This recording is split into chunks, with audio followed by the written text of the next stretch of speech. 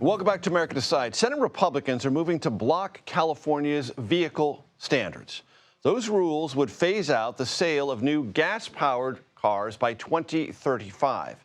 Senate lawmakers, Republicans, argue that that effectively dictates a national electric vehicle policy because California is so large and automakers take cues from that as well as other states.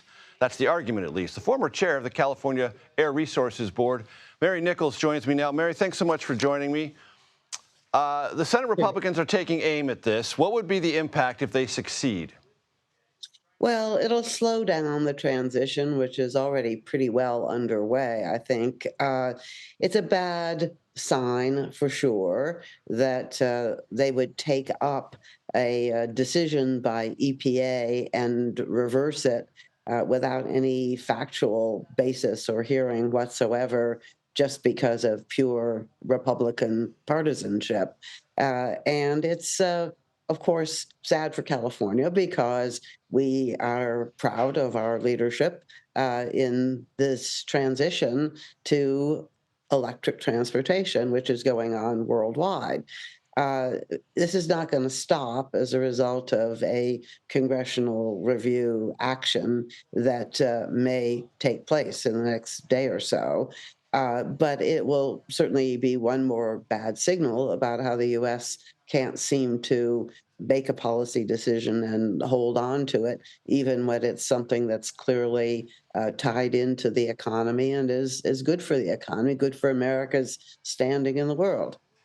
And I'm glad you mentioned that congressional review action because this effort Senate Republicans are carrying out is under something called the Congressional Review Act, which can review laws, but as I understand it, not state regulations. So this might not even be legal, and I'm sure California, if this goes forward, will challenge this in court. Our Attorney General has already got the papers ready to go. I'm sure he said that, and I believe him. He's got a very good team over there, and they filed already quite a number of lawsuits, many of which have been successful. So that will certainly be one of the things that will happen if the Senate does move forward with this use of the CRA. It has been ruled as being inappropriate by both the Senate parliamentarian and by the House General Accounting Office. But, we're in a world where people who have power think that they can do whatever they want, and that seems to be the case at the moment. And you're close to this issue. What was the impetus behind this decision, and where do hybrid vehicles fit into the standard for 2035? Well, when California first began with its mandate for electric vehicles, we had never before actually taken a position that mandated a particular technology. It was always a question of ratcheting down on the emissions levels. But at some point back in the 90s, it became clear that there was this fledgling battery technology which was being worked on inside the auto companies in their research departments, but hadn't really made it into the realm of something that was being taken seriously. When California first adopted the electric vehicle mandate, this was a huge boost to the industry, and the companies, beginning with Tesla, actually made big investments, and you began to see the emergence of this really significant market in the U.S.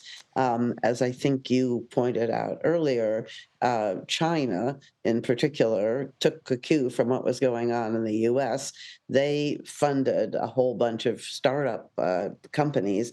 And if you go to China today, you will see dozens of brands of very attractive, very commercially acceptable battery-powered vehicles that are everywhere on the roads because they're affordable. And they're now poised to really take over this market globally. The U.S. companies, GM, Ford in particular, made big investments and developed some really good cars, but they were still depending on their old investments in the internal combustion engine to keep them going, to keep them Right. profitable. And they have not yet Yep. made that full transition. So we're Mary, kind of trying to deal with that. understood. I have to jump in now. We have a break, so Mary Nichols, I appreciate your time.